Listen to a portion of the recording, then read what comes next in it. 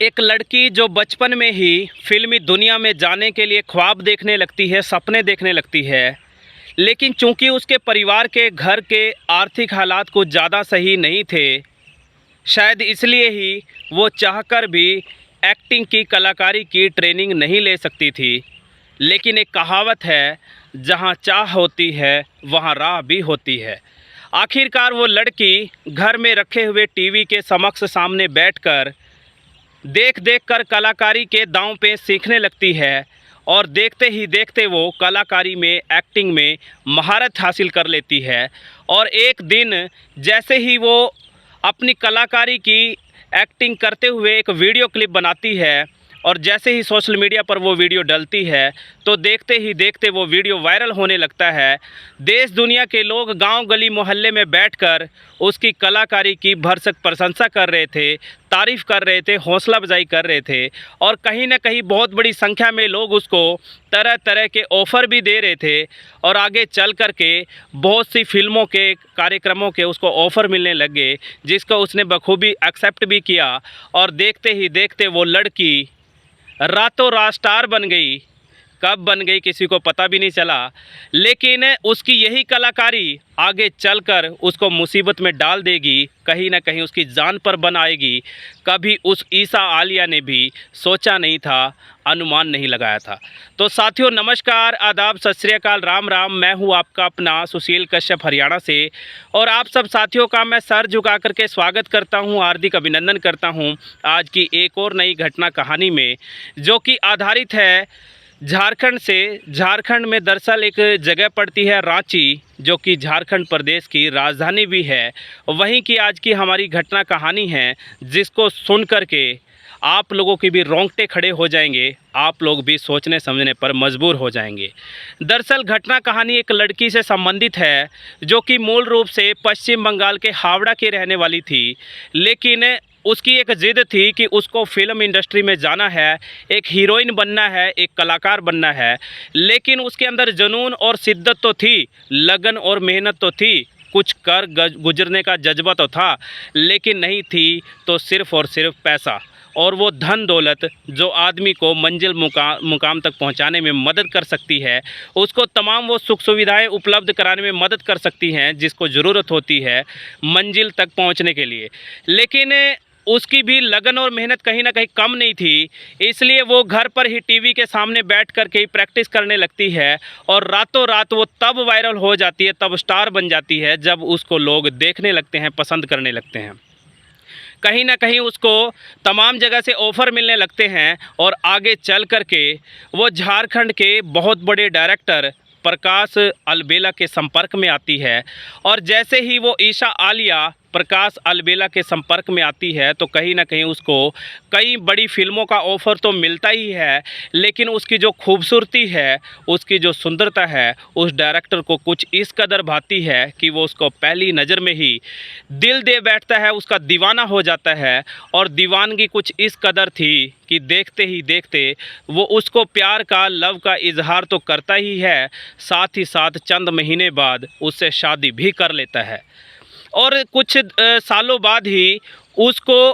एक लड़की भी हो जाती है, यानी ईसा आलिया, जो कि अभी कुछ दिन पहले ही स्टार बनी थी। लोग उसको जानने लगे थे, पहचानने लगे थे। अब वो एक ईशा आलिया माँ बन चुकी थी एक बच्ची की। लेकिन कहीं ना कहीं आप लोगों की जानकारी के लिए बताता चलूँ कि वो डायरेक्टर प्रकाश अलबेला अभी विवाहित था, पहले से ही विवाहित था और पहली बीवी से उसको 2 बच्चे भी बताए जा रहे हैं। और कहीं ना कहीं ये बात उसने अपनी इस पत्नी यानी ईशा आलिया से छिपाया था। और कहीं ना कहीं इन सब बातों को लेकर ही जब ईशा आलिया को पता चलता है तो आए दिन उन दोनों के बीच में तकरार होने लगती है, मनमुटाव होने लगता है। और तकरार इस कदर बढ़ जाती है कि कहीं ना कहीं उनके रिश्ते टूटने की कगार पर आ पहुंचते हैं। और एक दिन ईशा आलिया अपने पति प्रकाश अलबेला को बोलती है कि मैं बहुत दिनों से आपको बोल रही हूं कि मुझे अपने मायके जाना है, लेकिन आप मुझे मेरे मायके क्यों लेकर नहीं जा रहे।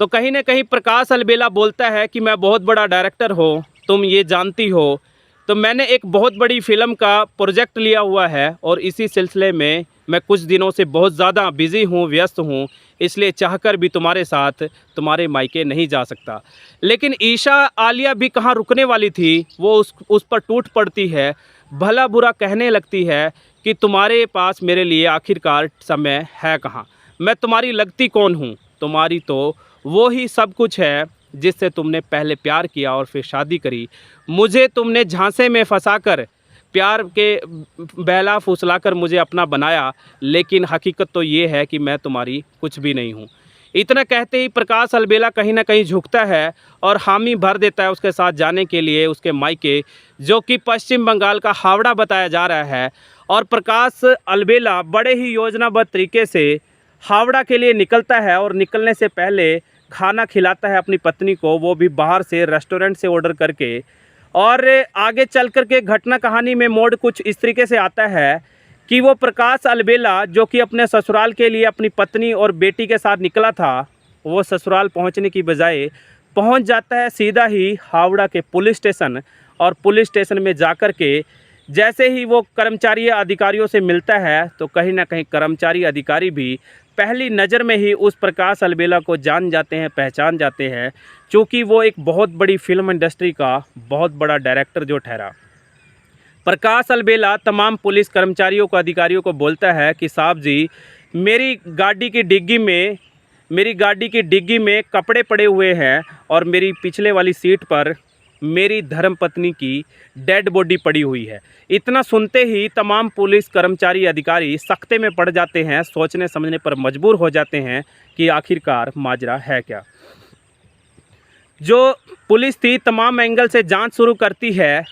और कई तरीके के सवालात उस प्रकाश अलबेला से करते हैं कि आखिरकार क्या हुआ, कैसे हुआ, थोड़ा बताने समझाने का प्रयत्न करें।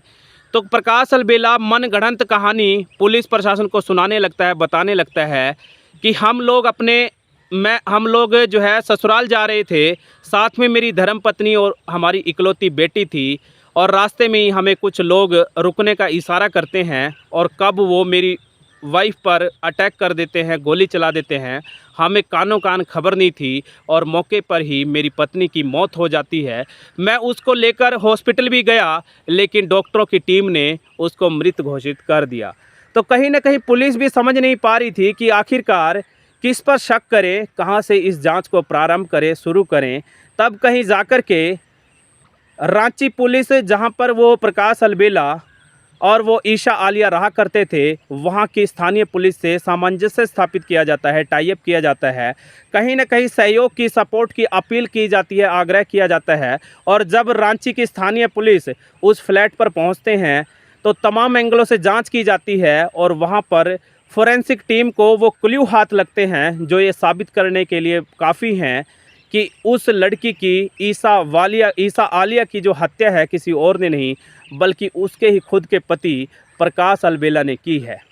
और कहीं न कहीं पुलिस जो है उस प्रकाश अलबेला को कस्टडी में ले लेती है और पहले माननीय अदालत के समक्ष पेश किया जाता है, जहां पर माननीय अदालत से चंद दिनों का रिमांड मांगा जाता है ताकि इस घटना कहानी में तमाम खुलासे किए जा सके, कहीं ना कहीं इस घटना कहानी की तह तक जाया जा सके। आखिरकार पुलिस जो है पहले प्यार से और फिर सख्ती से जब पूछताछ करती है तो कहीं ना कहीं प्रकाश अलबेला पहले तो मनगढ़ंत कहानी सुनाता है, लेकिन जैसे ही सख्ती बरती जाती है तो प्रकाश अलबेला यानी कि मरने वाली ईशा आलिया का पति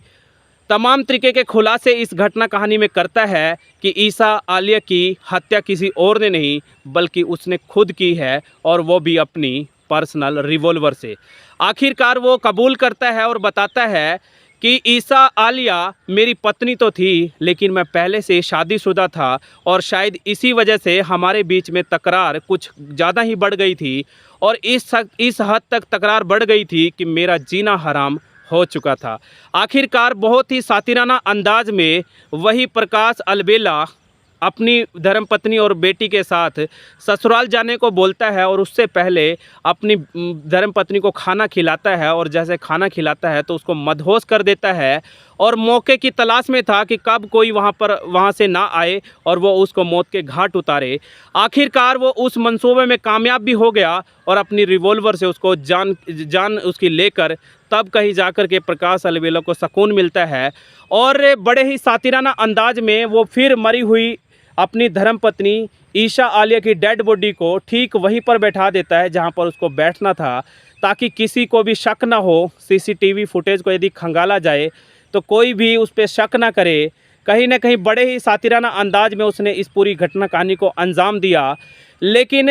वो कहते हैं ना, किसी भी घटना को, कहानी को, किसी भी जुल्म को कितने ही सातिराना अंदाज से क्यों ना अंजाम दे दिया जाए, लेकिन कानून जिसके हाथ बहुत बड़े होते हैं, उस कानून के जकड़ में आखिरकार उस मुजरिम को, उस कातिल को आना ही होता है। और इस घटना कहानी में भी उस शातिर बदमाश कह लीजिए, उस हत्यारा कह लीजिए, प्रकाश अलबेला को पुलिस ने गिरफ्तार कर लिया, सलाखों के पीछे डाल दिया गया, और कहीं ना कहीं उम्मीद आस जताई जा रही है कि कहीं ना कहीं उसको